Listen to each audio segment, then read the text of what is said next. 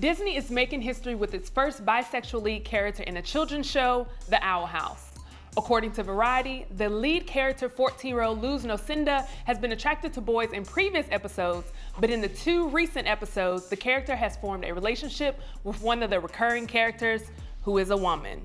In development, I was very open about my intention to put queer kids in the main cast. I'm a horrible liar, so sneaking it in would have been hard. When we were greenlit, I was told by certain Disney leadership that I could not represent any form of bi or gay relationship on the channel. So that leads us to ask, how do we feel about having the LGBTQ characters in our children's cartoons? In the studio with me, which we're super glad to have it back, we have Rita, Capone, and Pierre. Thank y'all for being here. So you know, we're gonna start right here, Pierre. Wow, really? Really? That's not me. Really? Look at this panel again. What we gonna do? What we gonna do with me? All right now, okay. We're starting with you, Pierre. How do we feel about having the LGBTQ plus characters in our children's cartoons? I'm actually fine with it because that is a part of life. You know, they're here. You know, so why not represent them? You know, it's funny because I know Disney has a squeaky image. You know, non-PC and all this kind of stuff. But I think it's time to move the things forward. And things are moving forward, and why not even in cartoons and teaching children? You know, this is a time to have children maybe their eyes open to different people. You know, so as they grow up, they don't segregate or dislike certain kind of people. So I think it's a good thing to start off with it. I don't have a problem. People who fear that parents who normally fear that, it's because they don't like to teach their children. They don't like to spend time to teach their children. Because this is the opportunity to teach your children, this is what this child does, this is what this character does, this is what this person does. And when they don't do that, you know, I mean, I don't know how far the envelope's gonna be pushed. What's next? Maybe, I don't know, crackhead, transvestite, felon? I mean, why not? I mean, you know, we're gonna keep on doing it. Let's go all the way and push the button, okay? With a little, I can't even, Capone. Well, I'm gonna be honest with you. Gay characters have been in cartoons for a long time. I don't know his name, but the Katt, the one who's on the Dirty Rottens. Oh yeah, and what's his name? Gazoo from the Flintstones. You know he was gay. Oh, yeah. Shut up, dum-dums. Ain't no regular character gonna do that. Even if he was Mars, they try to play it off that he came down and that's the way they act. But he was gay when he hit America or New York or wherever the Flintstones is from. Yeah. Hello, dummies, and you know that's gay. So we had it for a long time. So now they're announcing it a little different. That's the way I feel about it. What about you, Rita? Yeah, I mean, I've seen Bugs Bunny dress up like a woman. I mean, he been dressing in drag for the longest. So it's always been present, they just never said it. Mm-hmm. You know, you could always see subtleties. You could always see like, oh, you know, that character kind of butch, or this character is kind of feminine, you know. So I don't see anything wrong with that. I agree with everything people said, and to my understanding, the content is age appropriate. Like, I don't think they carpet munching on the damn cartoon. You know what I'm saying? I don't know the colloquialism of that brand. What the hell is carpet munching mean? You know what carpet munch? Just Google it. You know, it's age appropriate. I think in this particular cartoon, the most they did was just dance at a prom, and women dance with each other all the time. It's not. It's just the first season. Wait till season 5.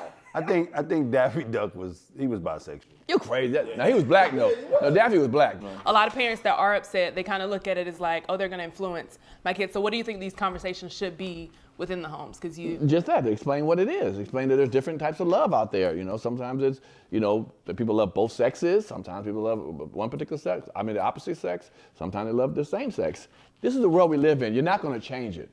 So it's best to inform your kids so they can maneuver through this world correctly without having certain gripes about things that they haven't seen or been exposed to. So I believe this is a beautiful time to teach them. And it's love. What's wrong with that? It's not like talking about somebody murdering somebody, let somebody explain to somebody why people murder each other. This is why people love each other. And this happen to be the same sex, or they like two, you know, opposite sex, you know, same sex and opposite sex. You know. Ridiculous. It's a lot of stuff kids can be influenced by. Like this idea that they're going to watch one episode and then they're going to go to school and kiss a boy. It's more unlikely because heterosexual cartoons still dominate. these cartoons where there's a LGBTQ, they're in the minority, number one. But number two, kids gonna do what they want to do anyway. I snuck and watched Real Sex on HBO when I was young, and I ain't do none of that shit. I ain't put no anal beads in no another kid booty when I was in school. It didn't influence me like that. You know what I'm saying? But when you got out of school, it was different. To this day, I've not messed with anal beads, and I watched Real Sex as a child. But like the executive producer, Dana Terrace, she is also bi, and so she said that representation matters, and it does. And I'm going to speak about that from a mental health standpoint, because when you look at the statistics, the LGBTQ youth, they commit suicide and they think about committing suicide way more than heterosexual youth. So if a child can look at themselves on the screen and say, I feel seen, I feel represented, and that protects them from committing suicide, so be it. I like it. I like the representation. That's a good way of putting it. I mean, don't kill yourself because somebody else cartoon is like this on TV, so that prevents stuff. Would you let your kid, your 5-year-old son, watch a gay cartoon? You can't stop it. It's on, everything is on YouTube. You can't stop it, but if you knew he was doing it. Doing what? Watching? Like when you're cooking something and he's on the carpet watching. And he see two women dancing? No, a cartoon. Stop that. Yeah, don't look at that. I'm going to whip your ass if you keep looking at two women dancing. One with the two boys kissing. That's my favorite show, Daddy. Meanwhile, his mother and her aunt is in the living room. Go ahead, girl, shake your ass. So what you say, 5? You said 5? 5 what? You said 5 years old. That was the number that you threw out. How early do we think is too, or do we think there's a number that's too early to introduce this to? I don't think it's ever too early, because all of the shit, we got social media, we got YouTube, they gon' find it. Like, I got my makeup done today, and my makeup artist son knows how to use the television. They are smart when it comes to technology, so they gon' find the shit either way. Think might as well talk about it. It's better to talk about it in the house than. Well, hold on. I'm not gonna. My kid can't be 4 years old and have never seen something with homosexual, something happening with homosexual, and I'm just gonna say, hey, let me talk to you about homosexual for no reason. They have to see something and ask me a question, or I have to see them watching something. But I'm not about to introduce them to that, at a young age. If they are introduced to it, I will help explain to it what it was. But I'm not about to tell you, you're 4 years old, let me sit you down, let me tell you how men kiss each other. You know what I'm saying? I love each other. Dwayne Wade, his son walked around with a little dress and that, and Dwayne started doing it to show support with his son. Would you do that too? Wear a little dress and nice? I don't know. I mean, no, I wouldn't. I would not do that, but if my kid wore the dress, he wore the dress. I'd have to, because now I'm in a different situation. It's easy outside saying, I wouldn't do that, but I mean, I know I wouldn't wear a dress, but if my son wore a dress, He said, Daddy, put on one too. Now, come on, we got to throw that back at you, Capone. What about you? Hell no. If your son wore a dress. And my son will never wear a dress until he grown. That's it. Ain't no dresses coming in my house for no boy, period. He can act gay, do all the stuff he want, but yeah. You paying the bills, that's your choice. Right, when he come out, let him come out, go out. He'll be out. Would you still show your support for him though? Because some people kind of cut their kids I'm off. not gonna see it. I'm not gonna. You keep trying to go around. You keep trying to go around. I'm not gonna see it. What about you, Rita? Like if you decided to adopt kids or have kids, would you be okay if your son decided to, Mommy, I want to wear a dress? I mean, I'm not gonna act like it wouldn't be off-putting, because you have to think about what your child would be going into, like a Zaya Wade going into a school setting. And let's just say their parents have not taught acceptance and tolerance, then you're gonna have bullying. So my worry as a parent would be how other kids are gonna treat my child. I will accept my child regardless, just like my mother accepted me when I dressed like a boy in high school. I'm talking about I used to wear big jerseys, big clothes, 3-4 times too big, when I was young. And my mother never ever was like, take that shit off. Now, I had to wear a dress to church, but otherwise she was supportive. So my big issue as a parent, my concern as a parent would be, well, how are these other kids gonna treat my son or my daughter? Did they treat you bad? Because back in the days, that was kind of sexy for slim women to wear baggy I was a clothes. full-blown player. Like, I didn't get treated bad at all. Yeah, that's what I'm saying. Yeah, I was getting the hose. I'm not gonna lie. Did you and your mom have like a conversation about it, or was it just kind of one of those things that for a while, we didn't have any conversation about it. You know, she was just like, oh, okay, you know, you figuring yourself out. And that's what kids doing, they figure themselves out. But I came out to her in the 10th grade, and then she was like, oh, this all makes sense. You know, she already knew. She already knew. So when we had the conversation, she was like, well, you know, because of my religious beliefs, I don't necessarily condone it, but I'm not going to treat you differently. And then out of my own, you know, from my own realization of who I wanted to be, I just stopped dressing like a boy because it was just something I didn't want to do anymore. But my mother never mistreated me. And in high school, I had some friends who were like, nah, I don't want to hang with you because by association, I'm gay too. And I was like, well, fuck y'all. Y'all don't need to be my friends no way. You know what I'm saying? But you know, it wasn't a big deal, me dressing like a boy, but a man dressing like a woman, I think that presents a different challenge in the regards of safety, for a child especially. Wow, I don't understand that. Caitlyn Jenner got Woman of the Year. She grown too. Grown, yeah. And white. And white kids. All the shit that women go through, and this motherfucker get Woman of the Year. Well, speaking of women, y'all are gonna really like this next topic. Next up, we're gonna dive into Kamala Harris, and is she the right one for Biden as VP? Stay tuned. Last week, Democrat presidential nominee Joe Biden finally made his choice for his running mate, Senator Kamala Harris, making history as the first black woman to compete in a major party's presidential ticket. The announcement of the pick received a mixed response. Your President Trump said he was a little surprised by the pick because Harris was very disrespectful to Biden during the debates. Others were disappointed by Biden's pick because of Harris' record as a district attorney in San Francisco and California Attorney General, where she oversaw the incarceration of dozens of black individuals. Some have criticized Harris, claiming that it may be a step back when it comes to changing policies on systematic racism in the legal system and police brutality. So we have to ask, how do we feel about Biden's pick for BP? I'm gonna start with you, Miss Rita. What are your thoughts? I am excited. I'm extremely excited. Kamala represents so many people. She represents Asian Americans, she represents Indians, she represents black people. She was raised by parents who were involved in the civil rights movement, so she knows where we come from, she knows who she is. And I think the criticism of her has been painful for me to see as a black woman, because everybody's sharing this narrative. She put black men in jail, she put black men in jail with little to no context. It's just a narrative that people are spreading around, and there's no assessment of her full record. There's no assessment of how she has evolved. Now, I'm not saying that Kamala is beyond accountability, because she needs to answer for some of the things that she did that she presided over, because she was the Attorney General over a whole damn state. So people act like she snatched black men from their homes and put them in jail, and that's not how the system works. So I just wish that people would do a little more research to understand what she did, why she did, but also give her grace because she has evolved. Many of her colleagues say she is now progressive. Now, you know, back in the day, she did some things that were questionable, but she has evolved as a politician, and I think she's a great pick for Biden because she represents a lot of people, and the woman is smart as hell. She is more formidable than Joe Biden, if you ask me. If something were to happen to him, the world is going to be in good hands if it's in Kamala's hands. So I'm excited. Capone, what are your thoughts? I'm a person who's been in prison. And somebody black that advocates black men to go to prison for anything is what she did. 3 strikes.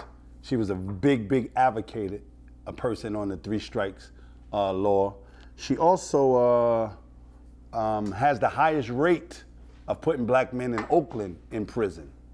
I don't think when you have that type of power that it should have been used the way that she used it, and I don't think much has changed.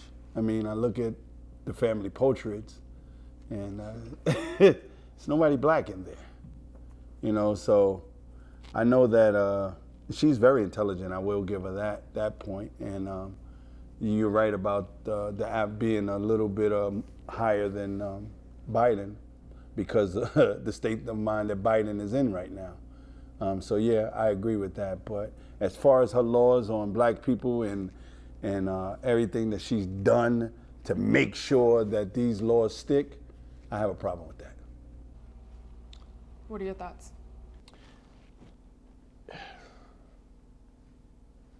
If you can't do the time, don't do the crime. She ain't locking up niggas just walking down the street. She was. Just walking down the street? Yeah. Okay, well, give me some of those notes. Biden even said that, and she was saying, Biden said and clearly stated, he was the one when Clinton was in the office to the frisk, search and frisk. Okay. And Biden, and she was one who applied by it. I don't want these type of people on the streets. For my family, my wife or my daughter should have a clear street to walk in. What type of people? Black people. No. Well, are we talking about violent people? Right, exactly. Or are we talking about peaceful people? Come on, man. Come on. Let's not act like he should just pick up somebody working at the grocery store. Come on, nigga, you going to jail because you just black. That ain't it. No, I need.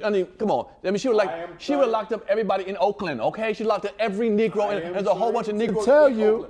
First of all, police pick up people for nothing. We all know that.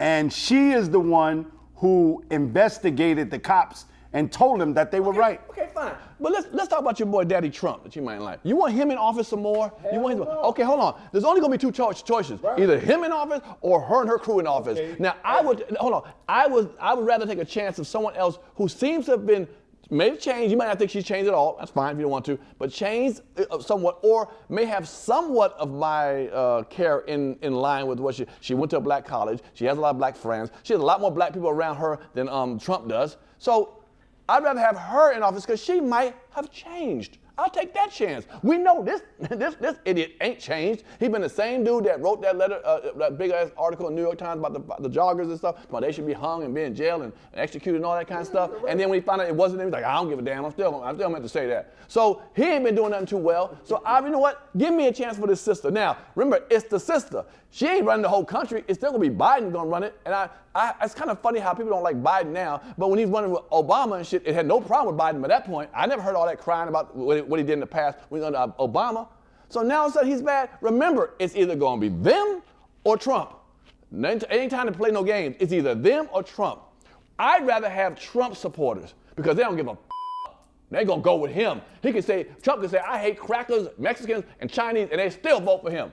His people love him. We say something like, you know what, girl? I don't know. You did some shit back in like 15 years ago. I can't fuck with you right now. No, it's either one of the other choices. So Capone, if you're happy, you're almost a baby multimillionaire with your real estate investment. Maybe that's why you might want Trump still in office. No, I don't want Trump in office. No. It's either her or him. What you say now? It's either her or him. Yeah, we all gonna be in jail with her. I'm telling you. Okay. That's fine. At least I got a place to stay right now. I'm stressed out. My unemployment check got cut in half. Okay. Sorry. But she also implemented some programs. It's a recidivism program where she put a program in place where once people got out of jail, that they put them in a program where they could get an education and not go back to jail. She also passed laws to address racial bias within police. She also went to bat for homeowners when they were getting fucked over with their pensions and with teachers and immigrants and gay people. She's gone to bat for a lot. We have to look at the whole record. We can't just paint her with a broad brush. Wow. Now, do I think she should address those things? Yes, and she should, and she has. But to say the woman is not qualified or she does not deserve this position is bullshit. No, Trump don't deserve the position. Well, we know he stole the election. If not Kamala, he did. And he stole it because Hillary is a woman. And so misogyny prevailed once again. And so here we go. We have Kamala. Say that word again, misogyny. Misogyny prevailed. And so here we go. We have Kamala Harris, who is a powerful, strong woman. Even when she got AG twice. She got senator twice. Like, she is a fucking winner. Right. And people are looking at her saying she ain't black enough, or she put black men in jail without weighing her whole record. Here it is. Don't be so woke that tearing down a black woman is more important than re-electing a racist, sexist idiot. Facts. Remember that. So with how you feel about Kamala, what are your plans for November? Because there are a lot of people that come from your point of view. Right. I mean, are the people Trump voters that come from my point of view? How will you know? If you don't vote, if you don't vote for Kamala and Joe, it is a vote for Trump. True. Right, I agree. Because his folks voting. Yeah. They vote. Yeah, I mean, of course I don't want Trump in there, but Here's my thing. I like what you said. Let's speak how. Let's put her feet under the fire to what she has to, admit to what she's done. Right. See her response. Right. But let's roll with her. I'd rather her get in the office, her and Joe, and find out, and then we say, hey, you're in now. So you're willing to give her a chance? You got 4 years. I don't like her. I don't like what she done, but of course. Oh, when he put it to her over Trump, 100%. But see, the rhetoric of saying all the negative things about her is going to keep some people who are on the fence to not vote at all or not vote for her. And we're in too dangerous of a place right now. Right. So I don't like the rhetoric, the negative of her. Let her get in, and let him get in, Biden. If you don't like Trump, if you like Trump, then say what you say. Say she ain't shit, she ain't worth it, all that kind. Do all that. But if you don't want Trump in office, bring that Kamala Harris stuff down for a second, and Trump and Biden down for a second. Let them get in, and then do something. Or tell me the truth that you don't want them in it. You rather have Trump. It's what it is. So do we think we can forgive her? Yeah. Give Kamala? Hell yeah, I will say that. I will definitely say that 100%. What would it take for you to forgive Kamala? Admit it. When you do something wrong, you admit it. And that's it. Especially being in that position. Black folks love an apology. Once you apologize, we good. Yes. So why do we think so many people in our community are, especially because I know you brought up like her having a white family, why do we think our community is so offended by that picture? Husband white, family background. I hear nowadays she ain't black. Like, let me tell you, on the lineup, she be black. Okay? Okay. In a lineup, she be black. They won't be saying, oh, that's the Chinese, the Jamaican. She's not black. No, she's black. And she had black roots. We can't downplay the fact that she went to an HBCU. Like, that says a lot. She is a member of Alpha Kappa Alpha Sorority Incorporated. That says a lot. Sure. And she went paper. Like, she actually pledged. She is on the yard. She gets it. She gets it. You can't define a person by their skin color. Otherwise, look at Pierre, He light skinned, you know what I'm saying? You can't do that. You have to look at a person's contributions and their actions. And even right now, she's fighting for the anti-lynching bill. She's fighting for that right now. We need her representation. And she's spoken on why she even chose to be a prosecutor and a lawyer. She said because black people need to be in those positions so we can help black people, because they're the ones that determine who makes the charges, whether or not a juvenile is charged as a juvenile or an adult. We need our own in those positions to protect us. So I'm with it. Real talk right there. So what do we think is black enough? Because we know when Obama was running, that was also an issue. And then now we have Kamala, and it's like, we say we want somebody black, but then we get somebody black, and it's like, but they're not black enough. What do we think is black enough? A black husband, black children. Nigga got to dance and eat fried chicken for these Negroes to like him. Right, you see the picture of her hot wings and shit. That's my president. Then they're going to say he too black. Oh, ghetto ass. Right, or she twerk or some shit that say she pandering, you know? Yes, exactly. So I don't know, but we have to be careful to not do the enemy's work for them. There you go. Because Trump came out and said, well, I don't even know if she's qualified to be president. Right. And then he was the one who perpetuated that birtherism shit against Obama. Sure. So you can't do Trump's work for him. Don't do that. So speaking of black, do we think that it definitely needed to be a black woman for the VP? Do we think that was a good move? That was the best move. Yeah. Best move. Why do we think so? Because he was losing. And black women, they come out to vote. They were the ones who shifted the primary in South Carolina to get Joe Biden ahead. So black women have saved folks over and over again. What's the dude name in Alabama? I think it was Roy Jones. Yeah. You know, the black woman vote is essential. So that alone is going to help him. So hell yeah, he needs black women on his side. Biden just needed to do an appearance on what's that, Love and Hip Hop, or one of them housewife shows. No, he interviewed with Charlamagne, and that didn't go too well. So well, he said if you black and you don't vote for me, you ain't black, or something like that. Yeah. I mean, I kind of agree with you. It worked for me. It worked for me. I had no problem with that. With that comment? I had no problem with that. Yeah. I had no problem with it. What about you, Capone? Capone, what are your thoughts? I think he was speaking from his heart. I think he was speaking from his heart because he's been with a black president. He's been underneath a black president. He knows what some of our struggles were. At the administration with Clinton, he caused some of our struggles, but he also needs to address some of those things that has been done. But I can honestly say that he's best qualified to know a lot of the struggles that we've been through. What he can do about it, we won't know. And what I don't like too as well, but you know, has some Bernie supporters. You know, Bernie's trying to get him over. Mm-hmm. But a lot of Bernie supporters, they love what Bernie was saying. Give free this, give this, give this. But Congress wasn't gonna pass all that. Trust and believe. The stuff he yelled for, it sounds good, but that wasn't gonna get through Congress. Okay, you just can't. Just because you're the president, you say I want this. It doesn't necessarily always happen. And he said a lot of stuff. So I want the Bernie supporters to understand that Bernie was cool. Most likely you wasn't gonna get 50% of what he was talking about giving you. Trust me. But come on over. Don't hold that vote out. Come on over. And Bernie's still going to be involved with Sure. Joe Biden. As he said during the Democratic National Convention, I'm still going to be present. Some of our agendas are going to be pushed, but I think Joe is a safer choice because he's more neutral when it comes to Republicans and bridging that gap between Republicans and Democrats. But like Capone said, yeah, like I watched the Democratic National Convention and Joe Biden rode the train for like 30-some years. You know, so when it comes to understanding black people, he does have an understanding. He understands this idea of middle class. Trump only understands richness. That's all he understands. So I mean, some rich black folks are like, racism. Yeah, richness and racism.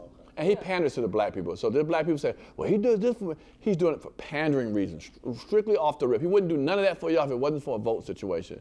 I believe Biden is more realer, but Trump, if Trump could give away, if he knew he could give away Jordans for niggas to vote, he'd be like, free Jordans for all you black people. He would do that. I like that dude. I'm Jordans and stuff. No, he's so pandering on his stuff. But the way he speaks about the black community is so disgusting. You know, your schools are failing, you're this, you're that. Like, it's so disrespectful. He speaks about us like we are peasants or damn near animals. He praises Confederate monuments. You know, he praises white supremacists. He won't denounce them. And that's not Joe Biden. So Trump, to me, shouldn't even be in the same category as a Kamala and Joe Biden. He's an imposter. And so we know elections are coming up, so I want us to, speak directly to our audience. For people that are kind of on the fence of voting, what advice would you give? It's either Trump or the other side. There's no fence. It's either Trump or the other side. Yep, vote your best interest. Vote your best interest. And if you want to be seen, if you want to be appreciated, you need to vote Joe and Kamala. And I'm not going to be arguing with y'all ass on Instagram and Facebook about it. I ain't going to read these comments. Right. I'm not gonna read these comments. Everybody know how I feel. I want Trump out. He stole the election. He stole it. And bottom line is I don't want him to steal no more. So vote. Now he's stealing mailboxes. Yeah, he don't want us to go through mail. And that's messing up my business.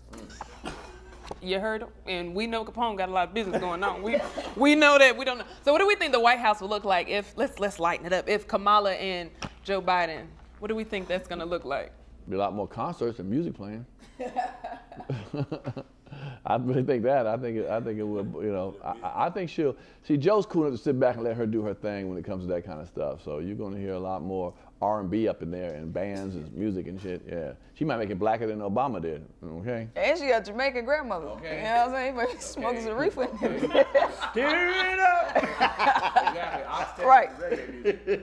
Yeah, but this is historic. I think it'll just be historic for the world to see that she is the first black female candidate on a major party ticket, so I think this is setting a precedent for little black girls who can see if this woman who looks like me and has roots in the black community like me can make it this far, I can too, so.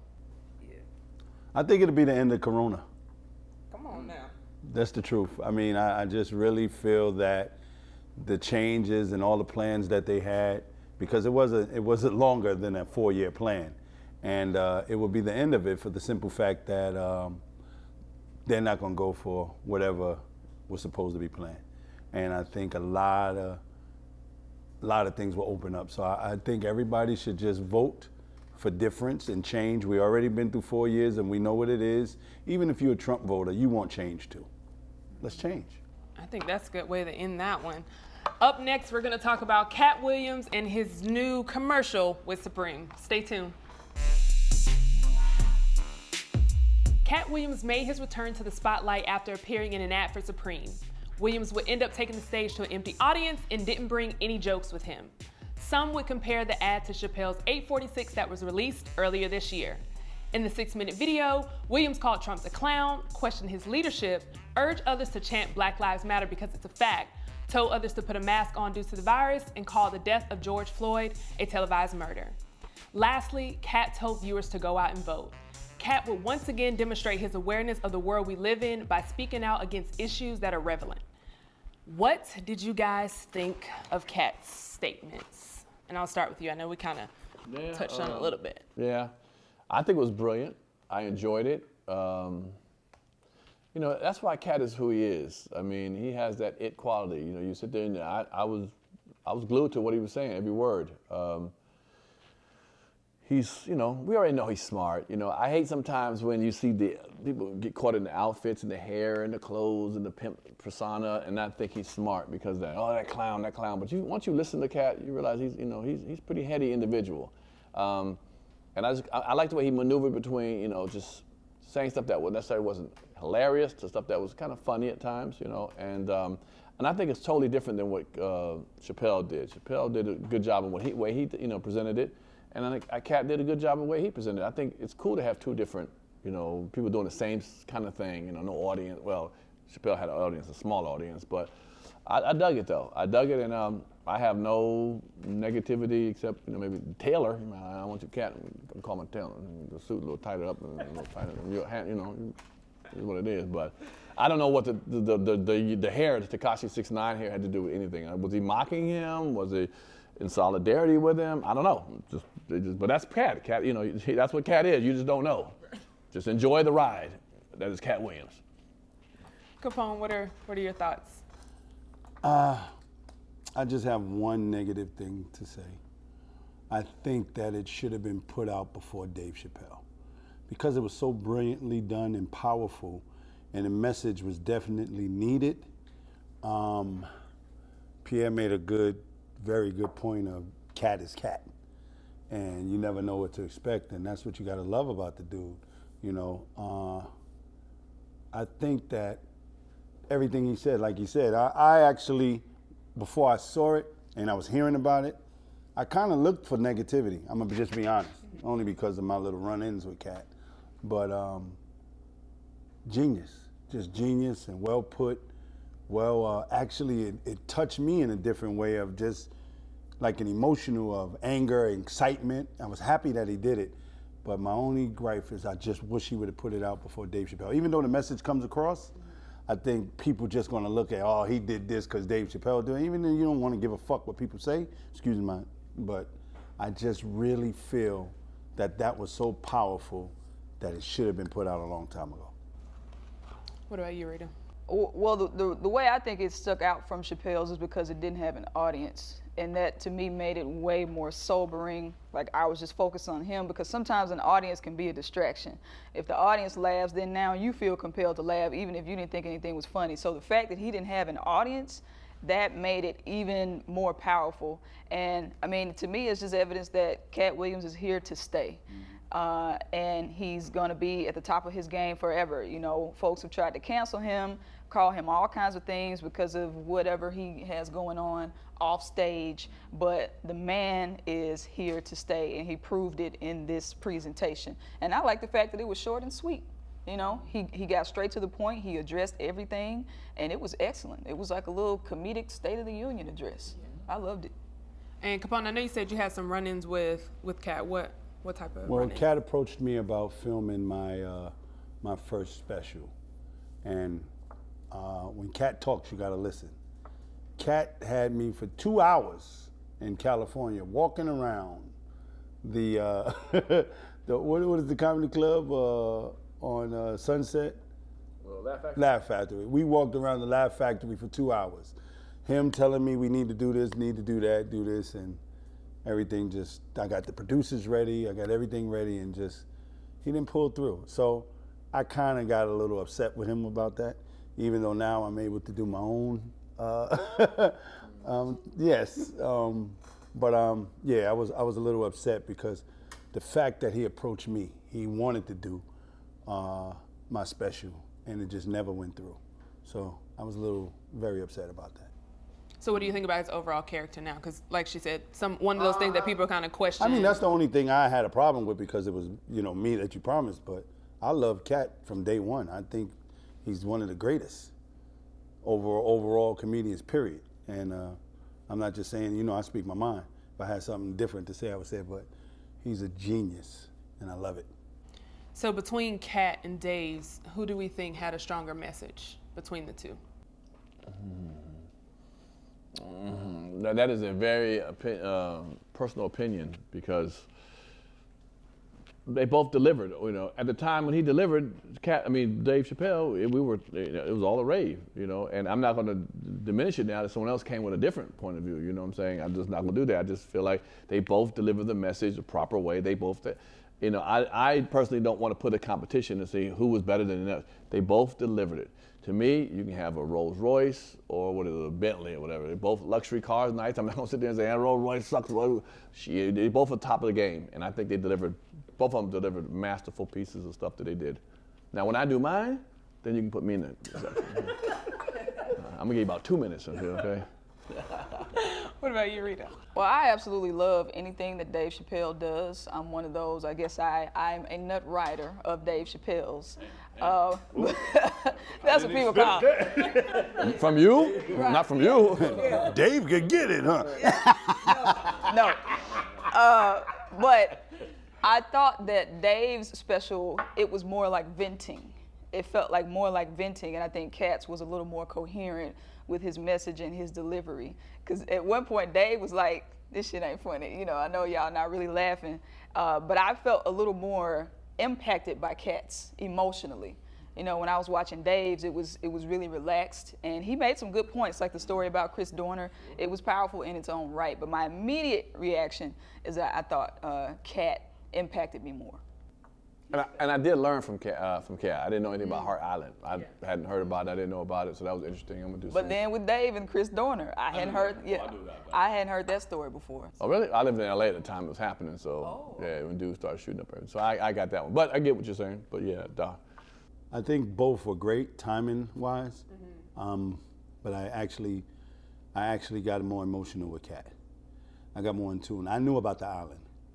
I'm from New York, and it's an asylum that once you get committed in there, it ain't no coming back. Even driving past it on the highway is almost scary. Like you can't believe that this building stands there. And it looked like it's bars, but it's just a building that has been there since I was a kid. And I never understood how much power that could bring, even mentally, seeing it. And when you hear the stories about you, once you go in there, you never return, it's a scary feeling. But for him to put it out there and to have that type of knowledge is a great thing for people to learn. And is that why it was more impactful for you? Because you kind of seen it in real life? That plus, I mean, everything he said, I think he should have named it The Clown. Because it was almost, I didn't see the movie Joker, but I heard so much about it. I heard about the sadness and all of that was in it. So I felt that impact of what he was talking about and how much somebody who has this much power that really shows that he don't care about certain people. And to me, that's a clown. It's deep. I felt convicted. I think like comedians are, especially Chappelle and Katt Williams, when they speak, they convict you. So when you listen to Chappelle, you feel convicted about the plight of the black community. When I listened to Katt, I felt convicted about Black Lives Matter. And if you were a non-black person watching that, then you may rethink how you felt about the Black Lives Matter movement. So that little spirit of conviction that they ease in, I think is masterful.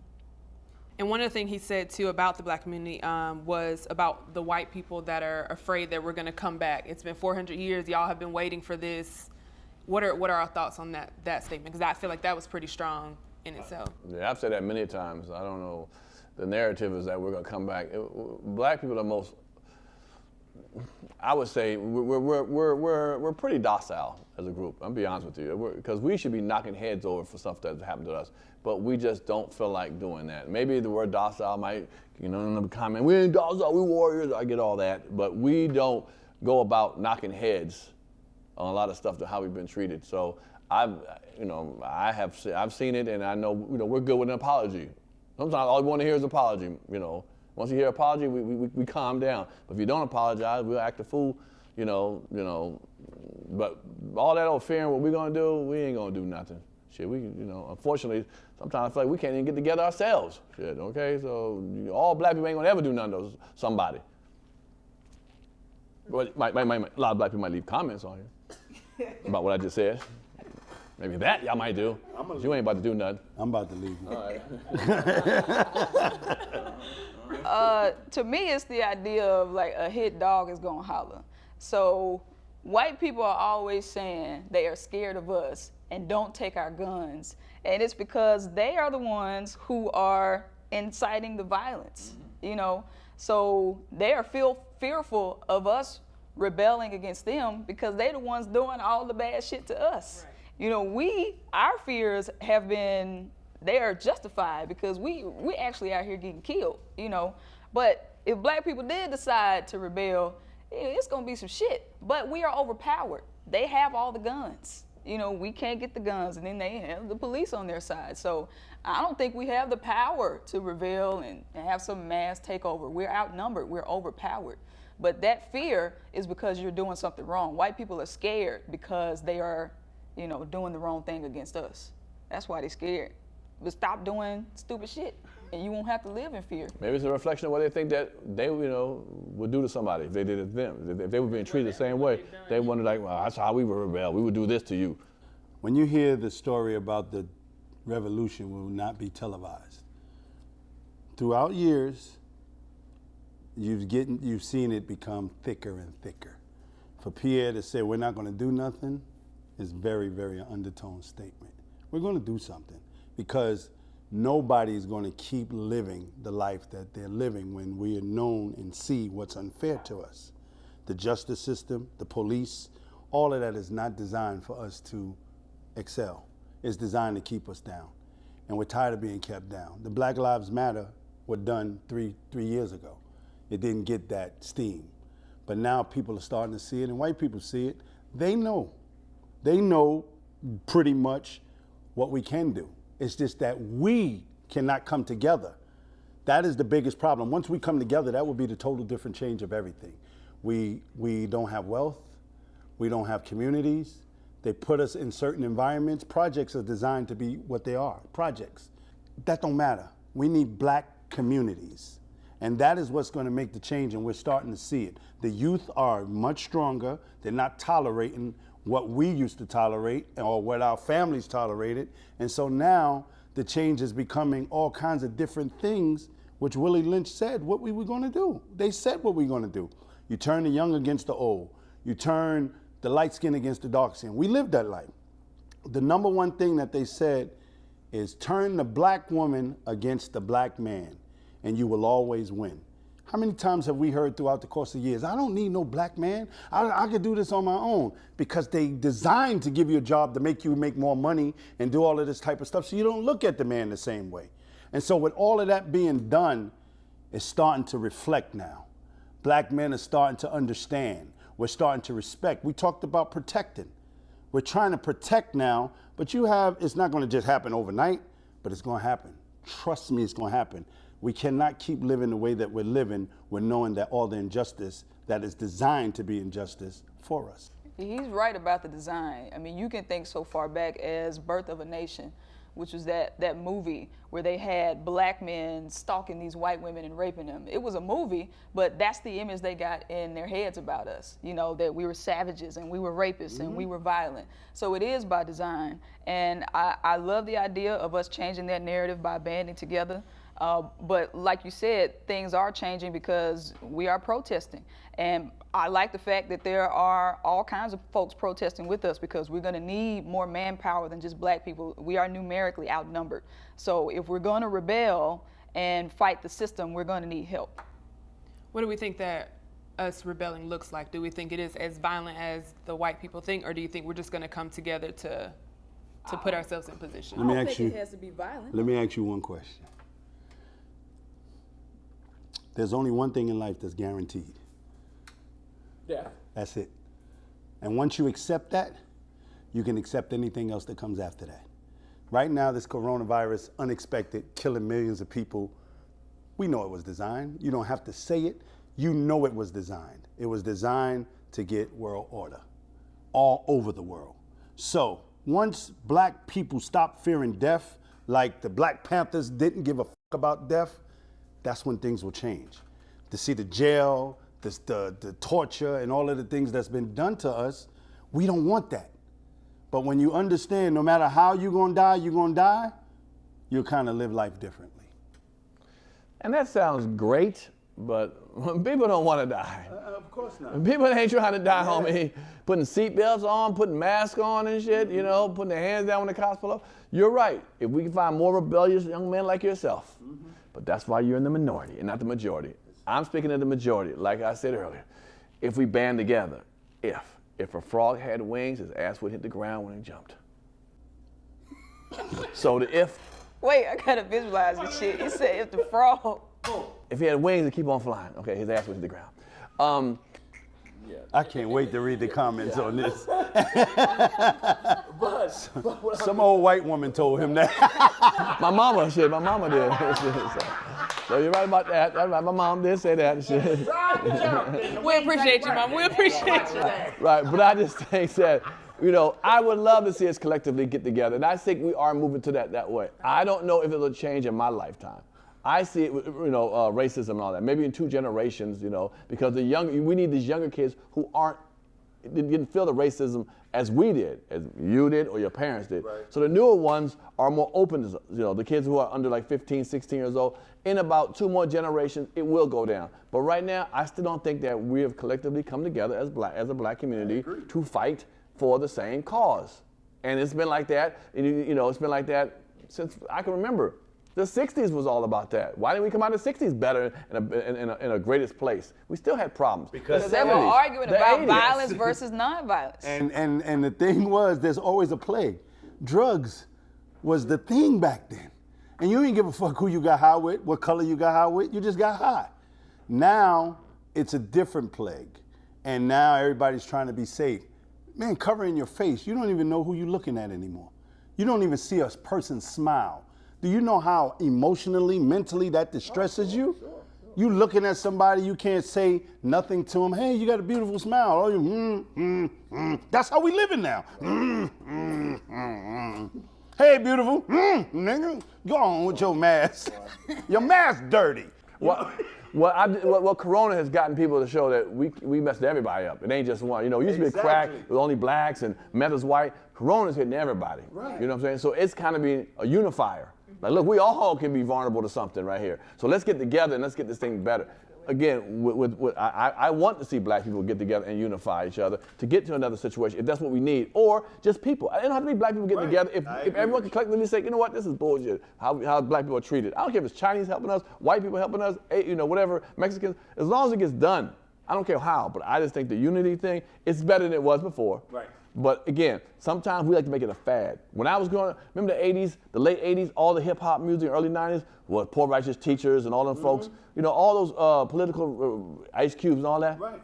Where they at now? You know what I'm saying? What happened? It went away. Pushed them away. Well, to put up nonsense now. Well, Puffy shaking with Susan, you know. So that's how we rebel. We start our own record companies. We buy back the block. When I say rebel, I don't mean get out there and shoot people. Right. I'm saying we rebel by acting. Like you talk about, we got to get land back. If we're talking about reparations, don't give me $100. Give me 100 acres of land. So when I speak about rebelling, I mean taking back what has been stolen from us. You're right. And you talk about death, you know, old ass racist folk gonna have to die.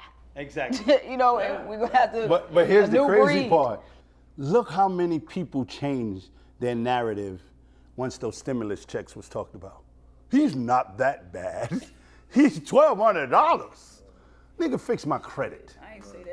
Yeah. Exactly. Yeah, fix my credit. Let me be able to go buy some houses and some buildings. Yeah. Y'all got them all. Come on, sell me a couple. Fix the credit. You fucked up? Nah, you didn't fuck up. It was designed for you to fuck up. You 18 years old, you got a credit card and you ain't got a job? You got a student loan for $100,000, you ain't got a job?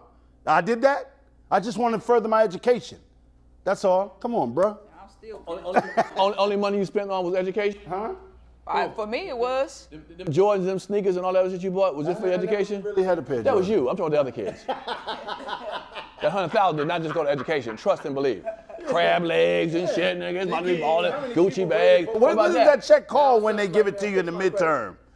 That check in the midterm where in the middle of school you get a special check? In college? Yeah. Refund check. Yeah. You didn't think you was gonna pay that. I remember the refund. They did a bad job of educating us about when you get done, you're gonna have so much debt. And if you don't pay that shit, the interest is gonna build. And meanwhile, your credit score is going here. I learned about biology in school. I learned about physical science, the Pythagorean theorem, and I ain't had to use none of that shit as an adult. Why wasn't I getting taught about taxes, about credit, about home equity? You know what I'm saying? That's the kind of shit, when we say rebel, we need to rebel with knowledge. Well, y'all need to come to my seminar that we're having on September.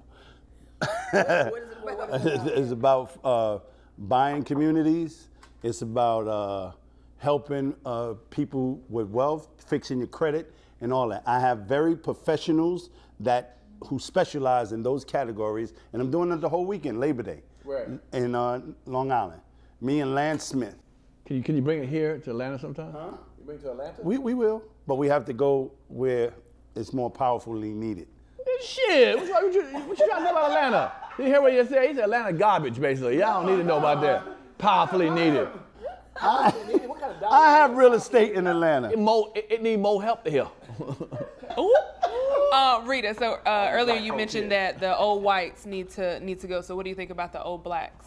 Yeah, old races, period. When folks with these discriminatory, prejudiced mindsets need to die. They need to get the fuck on, because what they doing, they passing down this shit to their kids. Corona getting them. You have teenagers who are marching around with khaki pants and tiki torches talking about, I saw a video the other day, a fucking teenager told another black teenager, a white boy, told a girl to go pick his cotton.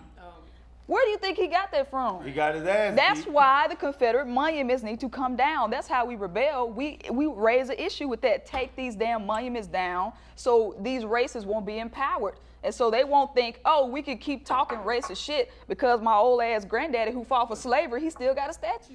Yeah, but you mentioned a white boy. There was a black guy named Daniel Smith. He was a black dude. Sims. Whatever. I don't care his name no more. Shit.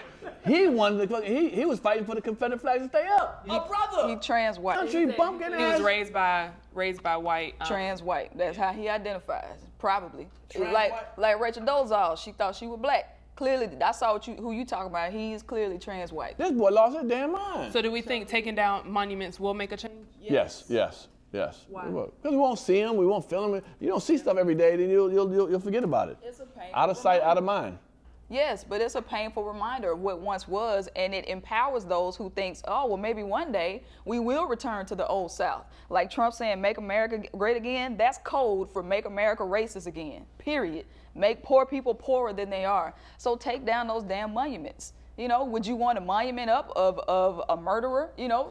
Because that's what they did. They killed in the name of trying to preserve slavery. Germany don't have no monuments of Hitler. Facts. Okay. Call. Germany don't have no monuments. And I A can statue Deutsche, of I'm Harriet Germany. Tubman, like somebody who made a damn difference. Do we think that'll overshadow, because you have some people that are like stepping down from roles, white people playing black cartoons. Do we think that'll overshadow laws and things that need to be changed? Like they're saying, oh, we'll take down this monument and put this up, but we're not gonna change this. So Do all the shit. Do all of it. Just take them down. I don't care about what you're putting up. Just take them down first. You don't have to exchange it for a black monument. Just take it down what you have. I don't need to hear none of that rhetoric, because then the white folks are gonna have rhetoric mad at your shit up too. Just take it down. So let's start from that part, and let's get some order amongst us emotionally, and then we can start talking about what needs to go up and what needs to stay down. But let's take that stuff down. That's old stuff, man. That stuff that was, like I said, didn't they lose the war? I mean, why would you want to show that?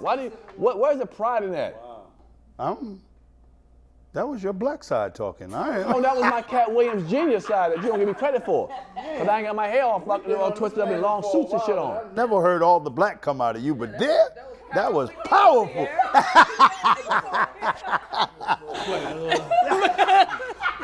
saying you're really You're gonna apologize to the white people. They made me do it. the jacket. I think it's the jacket. I'll see you at home. In our neighborhood.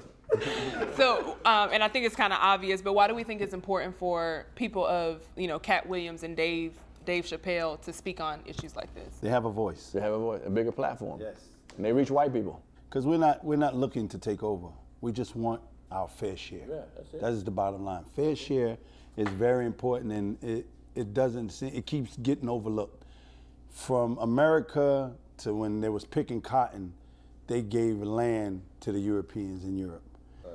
But it's got to be something. Y'all found a number to give to the Indians back their land, and Indians have their own police where America can't touch them in certain places. Mm-hmm. And so why can't we have that? Everything that we build from Black Wall Street, they try to take down. Burn it, literally. Yes. So what is it?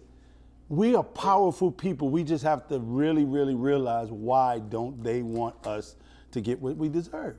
Mm-hmm. Same with voting. They'll try to, well, I'm not gonna vote. Like, our ancestors died for our right to vote for a reason, because they realized how powerful it was. But just speaking to Chappelle and Katt, the messenger matters.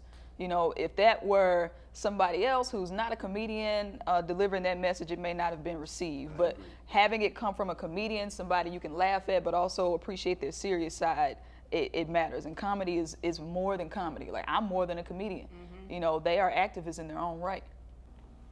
And I know we kind of touched on that a little bit, where comedians do more than tell jokes. Oh, so yeah. we do appreciate y'all. Yeah, we got a news show here. Right. We ankles, goddammit. Letting you know. Well, I definitely appreciate it, and I always love hearing from my comedians. So people in the comments, there you go. But as always, I like to know what y'all have going on. Capone, you will not be going first, because you will not get me fussed at today. Pierre, what you got going on in your world? I appreciate you put me first, but you make it sound like I ain't got shit going on. So I don't like that. That's the part I don't like. Like, he got so much shit that I can't. He has a lot of great things Oh going my on. God. Oh my God. Yes. Okay. That's what we got. Pierre's Panic Room. It's a new podcast, funny podcast. We have great guests on it. We got my man Clifton Powell coming up. We got Miss Juicy, Country Wayne, RL from Next. We got Mike and Slim from 112. We got a lot of good people. And my podcast is different than just talking. We have them doing funny things. We have funny games we almost play, make them do crazy stuff, spin a wheel and stuff. And we do sketches in there too. So it's not just a podcast. So if you want to watch it on YouTube, go to I think it's the Comic Pierre. Or whatever, just find it on there, and then it should be it'll be in the link here. All right, Rita, what about you? Yeah, I'm doing a seminar on how to stay black and die. Yeah, Capone, I'm coming for you. No, I'm gonna go to that seminar for real, because I think that's important. Pretty soon I'll be announcing, I think it's September 12th, I'll be doing a show with my good friend Tania Sanders. She's a songstress. It's called Tania and Rita Live. So we're gonna mesh comedy and music, because I'm a musician too. So I'll be playing the drums and we'll be joking a little bit. So that's gonna be virtual. Other than that, my website, ritabrent.com, I have merch on there. I'm still doing virtual shows. So you can get at me, Rita Brent Comedy, on Instagram, Facebook. And I have music out there and a special. Oh, I love music. Pierre heard it. Can you rock me like a pothole? Stream my music. Yes, stream my music. And my special is called Sip on This Tea with 2 P's. Ooh. Yeah. And last but not least, Capone, what you got going on? So, new movie called Traffic Lane. We'll be wrapping it 2 weeks, and then goes to the editing board. And I'm very excited about that. Y'all know I have a show every day that's called Katt Back. They got a little mad at me because I don't mention them, and they feel like you do all of this stuff and we're not important, and we've been rocking with you. My Katt Back family, love y'all to death. And they real too. I've been on there a couple times. Yes, they are real. My construction, my real estate. I have a company with Lance Smith that is called Flippin' OGs. And Flippin' OGs is something that's very important, because Lance is, when I tell you he's the real estate informant, he knows everything bottom line to up about real estate. He's a young black man, and the cat has taught me so much. And it's about building communities, not buying houses. When you learn that a community can make the difference in our black lives, it definitely. And so Lance, came up to me with the idea. He said, hey man, we can buy houses all day. We can put one here and here. Let's build, do like they do. That's just the bottom line. So big shout out to Lance Smith, and actually he sponsored our breakfast today. Can I say that? That was a beautiful thing, and well, our company, Flippin' OG, sponsored the breakfast, because I almost got into a fight with the producers about my egg sandwich. Well, and then you have the seminar. When's The seminar is Labor Day weekend, 4th, 5th, and 6th. Big, we teaching from how to flip, how to invest, how to get the bank to pay for your flip, all of this type of stuff that you need in real estate. And I'm going to tell y'all right now, since Rita wants to come, and we haven't been working, we are actually doing a comedy show that night, and I'm going to put you in the budget to hire you. Oh, bet. So you can Won't he do it? some money. So you heard from us. Now we want to hear from you down in the comments below. Once again, I'm Symphony Thompson, and this is the Comedy Hype News Show.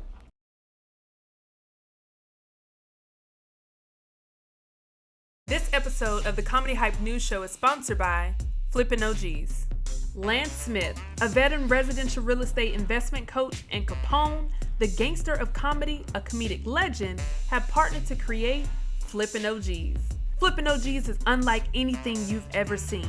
This special edition series is part of the overall Middle Market Mastery brand, which seeks to educate our community on real estate investing, with the ultimate goal of building and revitalizing our neighborhoods. Tune in to see how Lance coaches Capone about the real estate investment space, while Capone provides much-needed comedy relief. Combined, it makes for must-see online TV. Flippin' OG shares a perspective that we can relate to by diversifying the market, literally.